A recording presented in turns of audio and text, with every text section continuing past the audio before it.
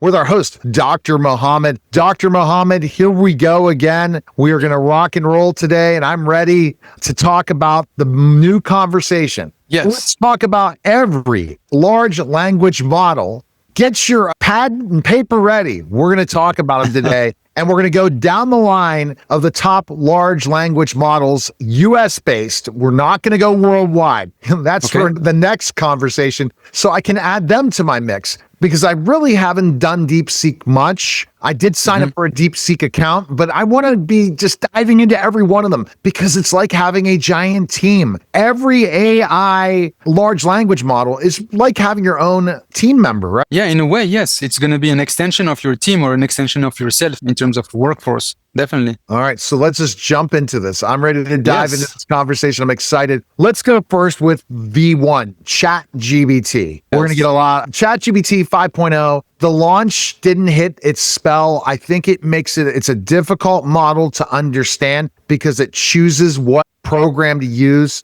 We always would just go to the biggest one, 4.5, and say, let's go. Once they changed it, we really don't know what AI we're getting after each prompt. Yes, and also the modus operandi of that AI has changed with ChatGPT as it went over time. And even me using the ChatGPT 5 in the last couple of weeks, I noticed that it was super slow. Did you not? For you, I already figured out the hack. I'll tell you right now. Here's the hack. Okay, you ask it to stop thinking. No, I punch it in the face. That's the hack. No, I already got it. Seriously, it's a serious. I figured out the hack because I was using Claude and Meta now. I literally decided to copy the data, open up a new chat. All old chats don't work anymore. Oh, so the old chat history was slowing you down. It will not work. Nothing from an old chat will ever work again. No, I tried also even with the new chat, with new data. So what I wanted to highlight to you is that, did you notice those keywords they say thinking models these last few months and this last year? Yeah, but I always go to... yes, that's what we need to do. Because the thinking model is just getting so slow. It may give us a good answer. That's the research model. If I pay for the research model and the $200 version, that is going to take at least an hour per question. Yeah, for the deep. And it goes and it dives so freaking deep. To a level I don't even know. But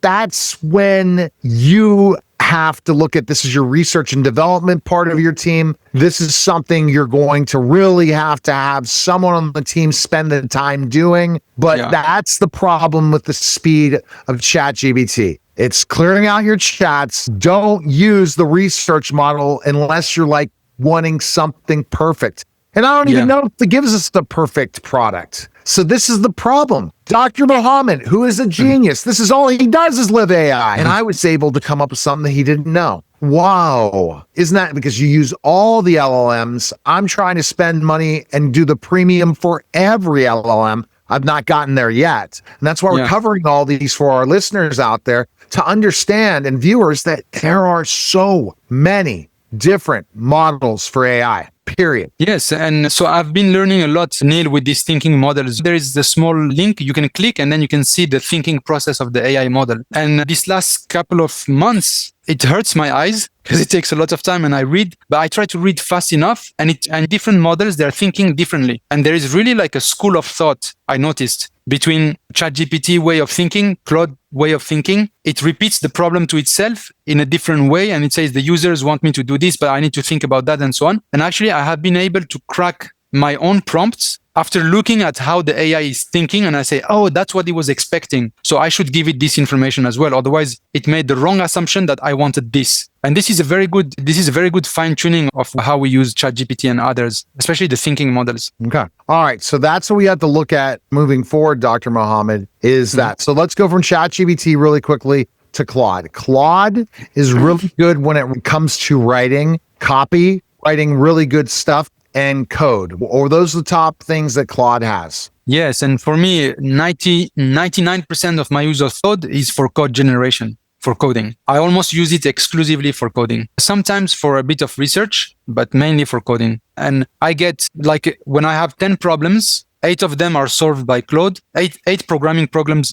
are solved by Claude, and 2 by ChatGPT and 1 by Grok. That's my current experiment for programming languages. That's crazy. Okay. Yeah, for now, that's what it is. Yeah, totally. Let's go dive further into that's Claude. So basically, I use Claude for all the copy for social media, It does a better job of researching it too while it's doing it, better than ChatGPT that needs prompted more to create a better product. What about Meta? What is your take by Meta? Can I get it to perform as much as ChatGPT and Claude can do? Unfortunately, I haven't experienced myself firsthand Meta, so I'm going to do that. And next week I can update you. But I've been That's different than LLaMA 3.0? I thought it was the same. So I think they have the Meta cloud version. I experimented with LLaMA 3, all the LLaMAs actually, but that's using my GPU. So you don't have like unlimited GPU power. But I think Meta, they have also that they host it themselves. And I think it's a different model. It's wild. Okay. I haven't used the online model yet. Okay. All right. After we go to Meta, let's go to, specifically enough, Gemini. What are your thoughts? What do you use Gemini for? Do you do a lot? Yes. Yet? So actually Gemini,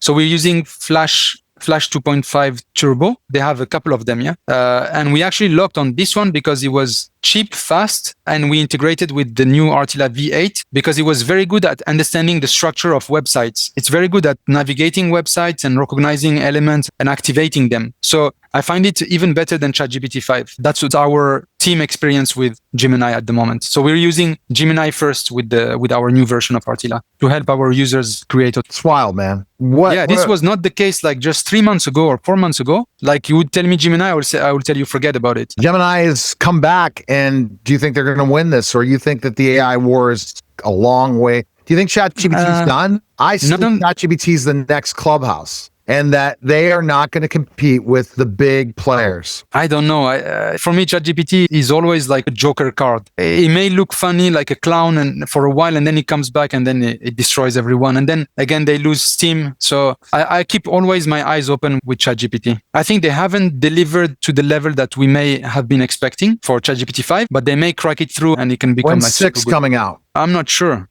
because it took them quite a while to go from the 4 to 5. Even now setting those things up, but try that strategy. Don't use thinking and see if that will increase your speed.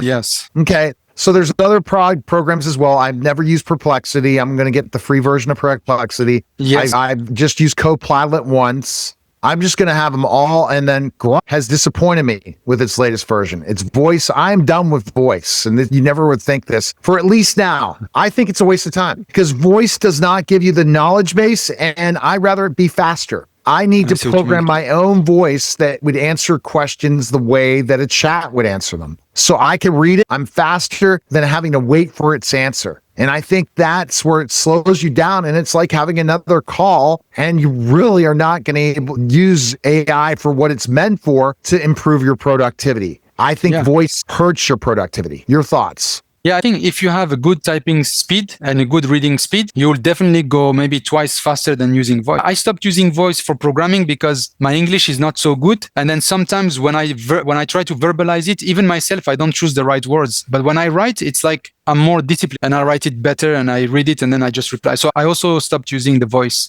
mode of even for programming. All right. Best place to go is RTILA.com. I just think we're going to have to check these models out, start sharing screen, no voice involved, just share screen, and we'll continue to work on those things. Thank you again, Dr. Mohamed. Thank you. That's the special simulcast, The Neil Haley Show, and the RTILA Podcast, guys. Take care.